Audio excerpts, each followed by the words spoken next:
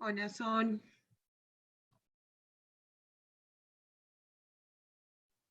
Hola, chicas. ¿Cómo están?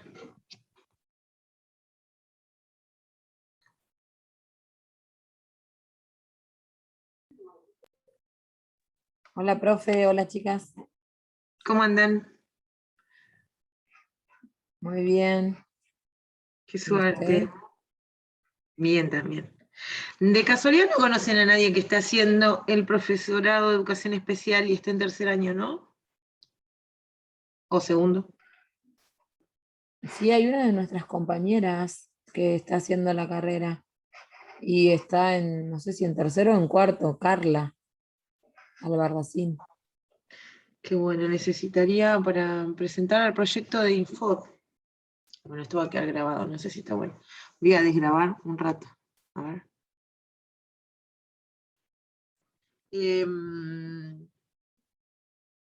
No sé si se van a conectar más compas. Espero que sí. Pero bueno, si quieren podemos ir avanzando, así aprovechamos este tiempo, que yo les decía, ¿no? Que íbamos a avanzar en esta clase, si bien es una tutoría, que no deberíamos avanzar en cuestiones teóricas, bueno, el acuerdo era que pudiéramos avanzar con algo, y que además es un tema, como yo les decía, que a mí particularmente también me gusta mucho, y que tiene que ver con las maneras en que fue capturado el espacio americano cuando fue descubierto, entre comillas, y la manera en que fue construida la historia, en este caso de Patagonia. Pero, digamos, tomamos el caso de Patagonia para ver las maneras en que se construye un otro cultural, pero esto puede ser aplicado a todos los encuentros culturales que hay y que existen en el mundo, ¿no? Y que existieron en el mundo. Y más este tipo de encuentros culturales que responden como esta época en donde el encuentro con el otro, en este caso del europeo con el americano, fue el encuentro de un otro, del extremo, la extrema otredad. Porque imagínense que si bien los europeos, los españoles en el caso nuestro, conocían a otras personas de otras culturas, imagínense en España, están cerca del Mediterráneo, están cerca del intercambio con África, con Asia, digamos, en la historia con los chinos y con los turcos ha sido una historia de encuentro siempre, y los europeos ya tenían un otro cultural, digamos, el otro lo que hace a nuestra subjetividad y lo que hace a nuestra identidad es que nos ayuda a saber quiénes somos cada uno de nosotros, cada uno de nosotros. Yo se los decía en la clase pasada, no sé en qué momento les decía cuál de las tutorías que tuvimos, que en realidad uno construye la propia identidad en contacto con otras personas. ¿Por qué? Porque el contacto con el otro, que es diferente a vos, te ayuda a reconocer qué soy yo y qué es el otro. O sea, yo puedo decir, bueno, yo soy Melissa, hablo un montón, pero porque me he encontrado con gente que habla poco, ¿sí? Y ver que hay gente que habla poco me hace dar cuenta que yo hablo un montón. Y ahí, en ese intercambio con la otra persona, es que uno va sabiendo quién es, ¿no? Y ese proceso de identificación en relación a una otra edad se basa justamente en eso, ¿no? En la identificación por la negación. Yo soy quien soy porque no soy la otra persona. Eh, y los europeos del siglo XVI que vinieron a América y que se toparon con América casi como de casualidad, en realidad ya tenían otros culturales a partir de los cuales se identificaban y podían decir, bueno, yo soy esto, porque no soy, no sé, turco, o bueno, turcos terminan siendo los españoles, pero porque no soy, no sé, por decirlo, de los pueblos del mar, que se conocían los pueblos del mar a los africanos, ¿no? Porque se llamaban los pueblos del mar, porque a los europeos se les aparecían por el horizonte del mar Mediterráneo y eran re guerreros, o con los asiáticos, ¿no? Porque la India, China, digamos, fueron grandes civilizaciones de las que conocemos bien poco, paréntesis, conocemos bien poco de la historia de China y de Asia y de la India, porque en realidad quienes escribieron la historia la escribieron desde Europa, nuestra historia, la que conocemos hoy. Entonces han valorizado que en nuestros diseños curriculares estén los contenidos sobre eso. Sabemos más, incluso, de la historia de Europa y del feudalismo, la revolución, que de la propia historia argentina. Porque nos enseñan de esa manera, ese es el conocimiento hegemónico, ¿no? Y estos europeos que yo les decía ya conocían a otros culturales, los tenían, convivían con ellos. Ahora, ¿qué pasa cuando llegan a América? Encuentran un otro totalmente otro, ¿no? Una otredad que se la reconoce así como una otredad radical, ¿sí? Es la total, o sea, ya no eran ni europeos, pero tampoco eran todas esas otras culturas que ya conocían y que ya convivían. Y ahí se les llenó el totó de preguntas, con todo respeto a quien nos esté mirando, a estos europeos, ¿no? Porque, bueno, justamente había que organizar toda esa experiencia nueva, novedosa y totalmente ajena que se aproximaba. Y un poco de eso es lo que vamos a tratar la clase de hoy, es ver qué pasaba en esta Europa del siglo XVI, por qué era importante para esos europeos incorporar territorio lejano a la metrópoli, en función de qué, y qué mecanismos se utilizan en el descubrimiento entre comillas, y digo entre comillas porque los americanos ya estábamos descubiertos, ya sabían quién eran, cada pueblo ya sabía quién era, en qué creía, ¿no? El tema es que nos hicieron pensar que nos descubrieron, y ese descubrir implica que nuestra historia cultural empieza a partir de que fuimos descubiertos, ¿no? Y acá problematizamos, ahí admito, ahí problematizamos, bueno, justamente eso, ¿no? Cómo se escribe nuestra historia, desde dónde se escribe, con qué función, o con qué sí, funcionalidad se escribe y para qué se escribe. Bueno, y vamos a ver cómo fue capturado el espacio americano y cómo fue capturado e inventado la historia de nuestra Patagonia.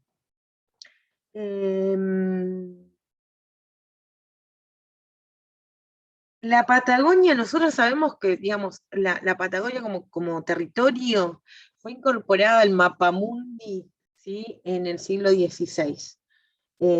¿A partir de quién es? A partir de este Heraldo de Magallanes, ya lo deben haber escuchado, este Magallanes, por el cual lleva el nombre el estrecho, empieza a hacer viajes, distintos viajes, en donde empieza a atravesar el territorio de Patagonia, y empiezan a empiezan a notar, digamos, un montón de pueblos que encima con todas las particularidades que tenían los pueblos del sur del continente, ¿no? Acá estamos hablando de los fueguinos, que son estos pueblos, los Selman, del sur de Argentina, más conocidos como araucanos también, y que en realidad se los conoce como fueguinos porque, bueno, se los veía solamente desde el barco, por la cantidad de fueguitos que usaban para calefaccionarse. Pero tanto el territorio americano como los habitantes del territorio americano fueron objetos de clasificaciones que van a corresponder a un tipo de racionalidad, es decir, a un pensamiento, y a una estrategia política puntual, propia, que va a responder a la expansión y a la conquista del mundo por parte de las naciones europeas del siglo XVI, que les decía. ¿Qué pasaba en Europa en el siglo XV?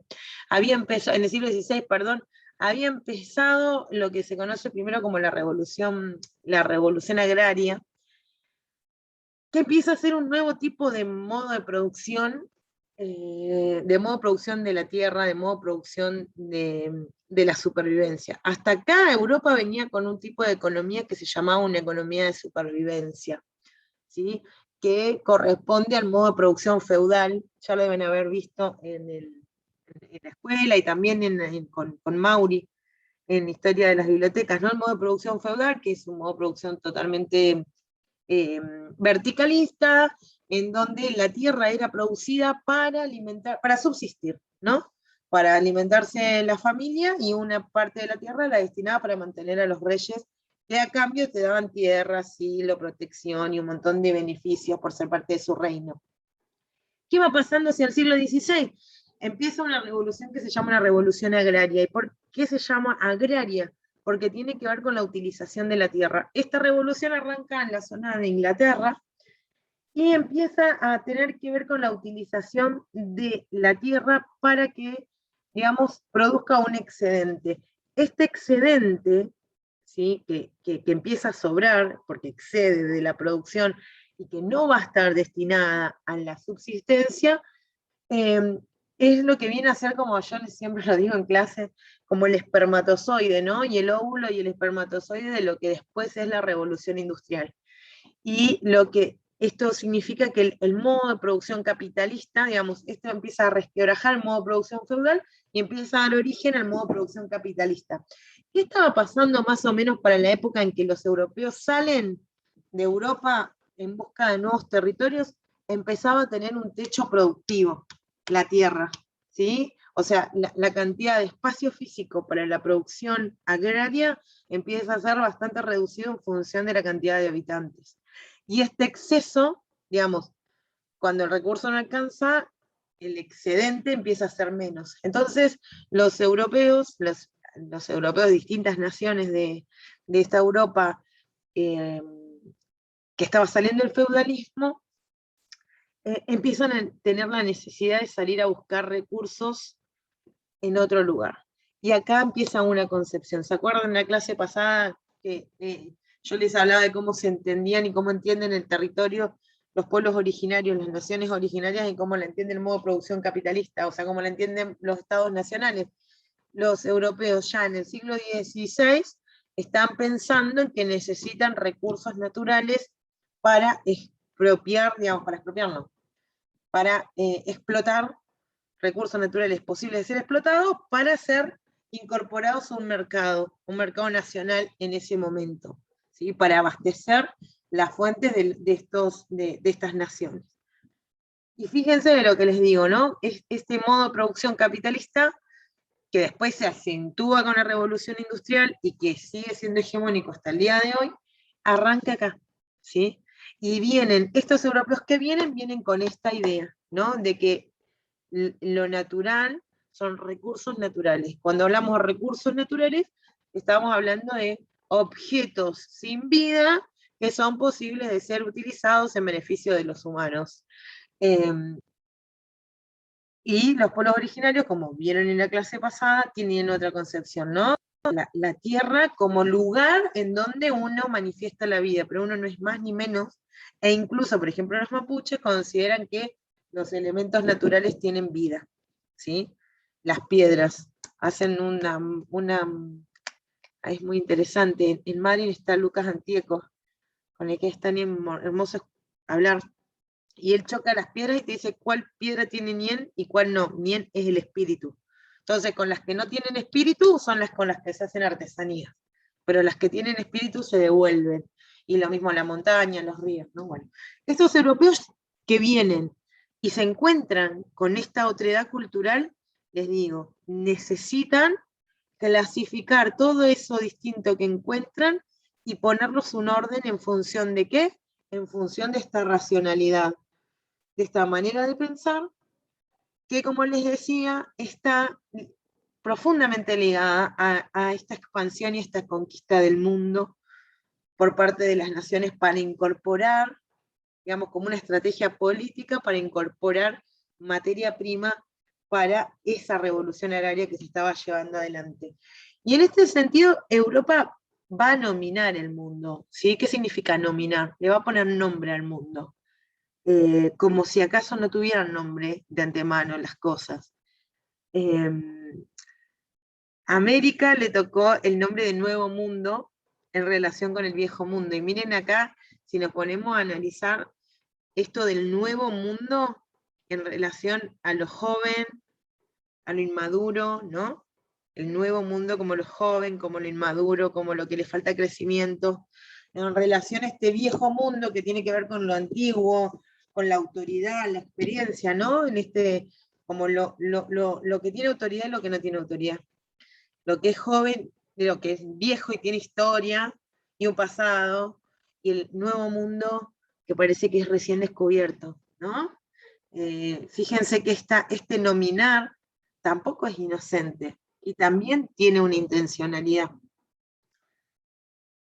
Esto que les decía, ¿no? Todos los viajeros que empiezan a llegar, no solamente al territorio patagónico, sino a cualquier costa de esta Latinoamérica, va a conocer el mundo que tiene enfrente desde sus propias percepciones, desde sus propias reflexiones, desde su propio cosmovisión, ¿no? Va a conocer al mundo desde donde es parte esa persona. Y ahí entonces van a entrar en juego para estos viajeros una tensión enorme entre lo que es familiar y lo que es ajeno, entre lo que es conocido para ellos y lo que es desconocido, entre lo que es para ellos moneda corriente y lo que es exótico, y acá hay mucho de exotismo, digamos. Desde Colón en adelante, todos los relatos de todos los viajeros hablan de este americano, de este continente americano, de este nuevo mundo, desde un lugar como si fuera completamente exótico, ¿no? Lo exótico como lo desconocido. Y esto exótico lo podemos poner en esta línea, ¿no? Si pensamos como, bueno, lo nuevo con lo viejo, lo conocido con lo desconocido, lo novedoso con lo exótico, perdón, lo corriente con lo exótico, y entender esto, ¿no? Lo normalizado con lo anormal. Y esto es muy del siglo XIX, muy del siglo XVI, XVII, como que hay un deseo y hay una urgencia por parte de los europeos en esta clasificación. Se obsesionan con el temita de las clasificaciones y se obsesionan con el temita de la normalidad y lo normal. En esta época, entre paréntesis, aparecen las clínicas, por ejemplo, para los locos, ¿no? Lo normal eran personas que son de esta manera. Lo anormal era considerado lo anormal, lo enfermo, lo no cuerdo, y se excluye directamente. Entonces aparecen los manicomios, ¿no? Aparecen como los lugares en donde se van a ir acomodando lo exótico, lo distinto. Y les decía que esa tensión que empieza a aparecer entre lo familiar y lo desconocido va acompañado como un sentimiento de amenaza y de extrañeza en el caso de los viajeros. Yo les traje un par de imágenes para poder ejemplificar esto y no hablar tanto, y sino como que lo vayamos viendo, pero tiene que ver con esto, ¿no? Toda la experiencia nueva, todo eso nuevo que ven desde la fauna, los animales, las personas, todo lo tienen que pasar por la experiencia, digamos, digamos, lo tienen que pasar por la experiencia propia y normalizarlo, fijarlo. La única manera de poder comprender algo y poder acercarnos a ese otro distinto es a partir de normalizarlo, a partir de fijarlo, y ahí se despliegan un montón de estrategias.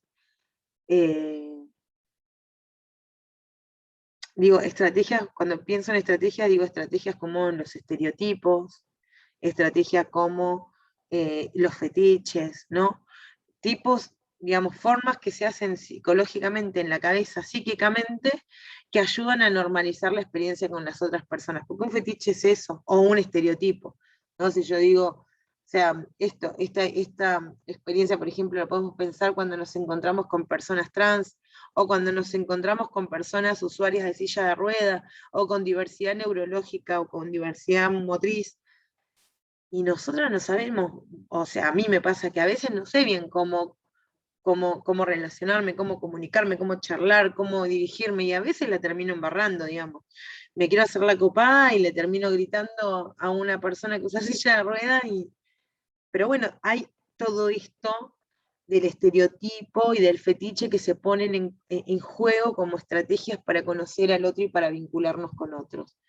Las estrategias que usaron estos viajeros se van a estructurar en una mezcla entre imaginación y pragmatismo, ¿no? Entre tratar de describir lo que ven y a la vez volcar toda la imaginación propia de lo que han leído y escuchado en el momento, ¿no? Porque no nos olvidemos que en el momento que llegan los europeos a América, estamos en un momento de transición en Europa entre el feudalismo y el capitalismo. Y el feudalismo es un momento de la historia que está lleno de mitos y lleno de historias fantabulosas y espíritus y monstruos, ¿no? Hay un montón de películas sobre la cosmovisión medieval que nos pueden ayudar a eso, pero tiene que ver con eso, ¿no? Pero ojo, las intenciones que traían estos viajeros en sus cargas, digamos, no son ingenuas, digamos, no son tan, digamos, no responden a intereses estéticos o a intereses literarios, responden claramente, digamos, ellos utilizan, los viajeros, una de las maneras fueron la escritura de crónicas, desde Colón, Pigafetta, Magallanes, todos estos viajeros escriben crónicas. Y uno dice, ay, qué copado, se escriben crónicas como si fuera un diario para contarle a la gente. Bueno, no es tan literario. La función de esas crónicas tenía un fin bien concreto y tenía que ver básicamente con este descubrir, con el comercializar, con el conquistar, con el evangelizar. Tenía que ver con poder producir material concreto de primera mano, pagado y financiado por las coronas, para poder llevar información viable de esa experiencia desconocida a las coronas. Era, digamos, la función de los viajeros y la función de las crónicas es clara y lisa y llanamente poder obtener registros que sean beneficiosos para reyes y para naciones, digamos, para los reyes o para las naciones europeas. Y esas crónicas van a tener un montón de información que van a estar, digamos, enlazadas con este momento de conquista y de expansión del continente americano. Entonces, todo lo que se despliega ahí son, digamos, puras estrategias que tienen que ver con capturar el espacio americano, con obtener información para poder llevar esa información a la corona o a las naciones y ponerlas al servicio de la conquista, digamos, de una conquista comercial o también de una conquista evangelizadora. ¿Sí? Yo les había, a ver si voy a compartir pantalla, yo les traje el caso de, uy, tengo un montón de, bueno, les voy a compartir mi WhatsApp un ratito, hasta que la encuentren en la clase. Ay, no veo nada encima. Acá está. Acá está. Yo les traje el día de hoy el caso de este famoso Pigafetta. Pigafetta es un viajero, y que ¿por qué les traigo? Pigafetta es el que viene, ¿pueden ver la pantalla todas? No sé si la están pudiendo ver Sí, bien. profe. Bueno, Sí, este Pigafetta es un cronista, es un cronista, ay, ahora no sé, este Pigafetta, ¿de dónde es su nacionalidad? Bueno, español debe ser, a ver. Bueno, pero ¿por qué les traigo a Pigafetta? Primero porque es el que viene a describir la parte de Patagonia. A este señor que ven en pantalla le debemos nuestro nombre de Patagonia a este territorio. Gracias a este señor, digamos, fueron los primeros registros que llevan a la corona, digamos, en nombre de, digamos, narrando el territorio americano, y es un claro exponente de un hombre y una mentalidad del siglo XVI. Y sus crónicas lo que tienen es que a partir de las crónicas podemos ir viendo lo que pasaba por la mente de estos europeos que aparecen en el mundo. Sí, nace en Vicenza, acá él decía al final, él era una familia acomodada, y él se sube al barco este de Magallanes. Él viene en las expediciones de Magallanes y viene haciendo todo este relato. Y también me interesa este muchacho, traerlo con nosotros, porque él viene haciendo, digamos, ese claro exponente de un hombre del siglo XV y del siglo XVI, porque su cabeza todavía funciona, parte como el medioevo y parte ya como un imperialista del siglo XVI. Digamos, en él se puede ver esa hibridez de este tiempo que está pasando Europa, ¿no? De este momento de transición entre un estadio y el otro. Hay, digamos, hay dos cuestiones que le debemos a este Pigafetta. En primer lugar, a él le debemos la idea de los que somos gigantes, los gigantes de Patagonia. Bueno, se lo debemos a Pigafetta. Bueno, este es un mapita de cómo han entendido el mundo para el siglo XVI. Fíjense, un centro que está en Jerusalén, porque todavía hay una cosmovisión bien, bien, bien cristiana del mundo, digamos, y cada uno de los continentes como un pétalo, pero a la vez como si fuera una trinidad, ¿no? La de el cristianismo, la trinidad, sí, un trino, ¿no? El Padre, el Hijo, el Espíritu Santo, Europa, Asia y África. Y fíjense como en este cuadrito, que este mapa, que en realidad es un mapa tengo el año por acá, es previo a la llegada del continente americano, o no, a ver. Bueno, este territorio era lo que se conocía de América hasta ahora. Esto que les decía, que los viajeros van narrando la experiencia con el otro, tratando de normalizar las experiencias que ven que son novedosas a partir de lo que conocen. Por ejemplo, yo no sé si se los conté lo de las ballenas. Lo de las ballenas, lo de las sirenas. ¿Se los conté la clase pasada? Sí, profe. ¿Qué es esto? ¿No? Miren, fíjense, las ballenas, la manera que encontraron de normalizar la experiencia con esos terribles mamíferos que hacían sonidos raros, y que cuando veían una cola, fue poner un nombre. ¿Un nombre de qué? De una cosa mitológica que ya conocían. Y aquí tenemos, a ver si lo vamos por allá o por acá. Bueno, acá hay una descripción de un guanaco. Les decía que hay dos cosas que le debemos a este Pigafetta. Uno es nuestro nombre, Patagones, de Patagonia, tierra de Patagones, y lo otro es este mito del gigantismo de los Patagones. ¿Vieron? A ver si está acá la imagen. A ver, hay una imagen, esta imagen, Profe, sí, disculpe, creo que hay una de las chicas que quiere entrar. ay, perdón, claro, no estoy viendo. Paren. Creo que tengo que dejar de compartir pantalla, ¿no? Sí. Hoy hay dos personas que querían entrar.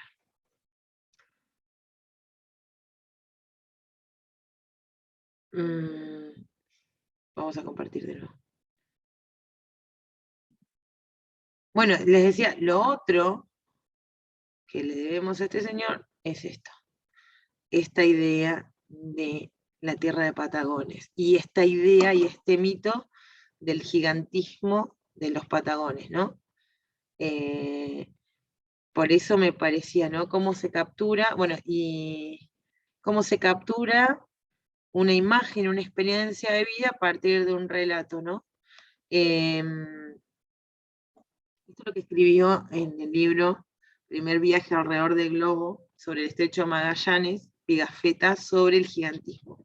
Y se transcurrieron 2 meses antes de que avistásemos a ninguno de los habitantes del país. Imagínense a esa gente 2 meses sin ver otra gente, ¿no? Imagínense ustedes viviendo con 20 personas adentro de un barco sin poder ver gente. Un día en que menos lo esperábamos, se nos presentó un hombre de una estatura gigantesca. Estaba en la playa casi desnudo, cantando y danzando al mismo tiempo y echándose arena sobre la cabeza. El comandante envió a tierra a uno de los marineros con orden de que se hiciese las mismas demostraciones en señal de amistad y paz, lo que fue tan bien comprendido que el gigante se dejó tranquilamente conducir a una pequeña isla a la que había abordado el comandante. Yo también con varios otros me hablaba allí. Al vernos, manifestó mucha admiración y levantando un dedo hacia lo alto, quería sin duda significarnos que pensaba que habíamos descendido del cielo. Este era un hombre tan alto que con la cabeza apenas le llegábamos a la cintura, ¿no? Ahí tenemos parte de cómo se crea esta idea del gigante. Y ahora ustedes pueden decir, ¿y de dónde, qué tiene que ver eso con los gigantes? ¿Qué estaba pasando? Miren, lo que estaba pasando en Europa era esta novela. Pigmalión era una novela que estaba muy, muy, muy, muy de moda. A mí me costó un montón dar con la tapa. Era una novela que estaba totalmente de moda en Europa. Pigmalión, los 3 libros de él, Muy sofocado caballero, Pigmalión, bla, bla, bla, tiene dentro de su trama, la historia de Pigmalión, tiene un hombre que se llama justamente el Patagón, se llama el Patagón, a ver si lo encuentro por acá, y Patagón tenía las características que tenían para Pigafetta, que seguramente había leído este libro y que seguramente era muy fan, le había como características parecidas de este personaje y le puso ese nombre. Y nosotros que pensamos toda la vida pensando que el mito de... Ay, no las encuentro.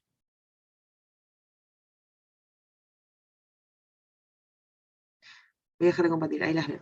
Que el mito de la Patagonia gigante tiene que ver con esa historia que nos inventan en la escuela. ¿Recuerdan? De que vinieron no sé qué español y vio las huellas del pie, entonces Patagón decía pie grande. Bueno, toda esa historia que nos han contado 1000 veces. No sé si ustedes la recuerdan. Bueno, eso es, digamos, no responde a esa historia. Esa historia nos la han inventado a nosotros para que nosotros pudiéramos aprenderla y contarla y narrarla. Nuestro nombre de Patagonia y los Patagones se debe a este mito del gigantismo que propone este Pigafetta, ¿no? Y que lo incorpora a partir de entender que era una tierra de gigantes, todos eran gigantes, que posiblemente sí, es cierto, que sean altos, los tehuelches eran gigantes, los Cuna son grandotes, y los Selkman también son grandotes, ahora no son gigantes, ¿sí? Capaz que Pigafetta era peticito y estos eran 1,90 m, pero digamos, esa idea, este mito del gigantismo, en realidad responde a parte de la imaginación de este Pigafetta, que a la vez responde a lo que ha leído y a lo que estaba de moda en su tierra, en esta Europa, ¿no? Del siglo XIX, en esta España, ¿no? Del siglo XVI. Hay un muchacho de Trelew que se llama Pablo Lopresti, junto con otras personas, escribieron un libro, escribieron un artículo sobre la invención de Patagonia, y ellos prueban que la etimológicamente populada idea del gigantismo de los aborígenes, a través de las huellas, es errónea, que en realidad el que le pone el nombre, el primero en donde aparece el nombre Patagones, es en los diarios de Pigafetta. Y es un nombre mágico que, como les decía, va a responder a estas lecturas de esta novela que era un bestseller en Europa. Después, el otro argumento que utilizan es un argumento lingüístico, y dice que los pies de los patagones nada tienen que ver en la imposición del nombre, porque las 4 lenguas involucradas en estas crónicas, en el español, portugués, castellano y veneciano, no tienen el aumentismo de, por ejemplo, patógono, ¿no? Nosotros somos Patagonia, tierra de patagones por patones, ¿no? Bueno, no existe esta idea de gigantismo en el uso lingüístico en estos 4 idiomas, castellano, portugués, español y veneciano. Y después dicen que hay un argumento bioantropológico que tiene que ver que los tehuelches, pese a que son altos y grandotes, no llegan a tallas tan desmesuradas y no son gigantes ni de casualidad. Profe, Sí, se nos va a cortar, nos volvemos a conectar. sí, sí, pero vamos a esperar 10 minutitos. Yo les aviso yo les mando un mail por la plataforma cuando termine de descargarse esto, así después lo puedo subir a la plataforma para que lo puedan ver compañeras que no vinieron. ¿Sí? Entonces esperamos 10 minutos y nos conectamos con el mismo link. Sí, yo les diría que esperen a que yo les mande el mail que diga ahora. Listo. Cortamos si quieren Porque ya ahora. faltan 50 segundos. Dale, cortamos ahora y cuando yo les mande el mail que diga ya, volvemos a meternos al mismo link. Listo. Nos vemos, profe.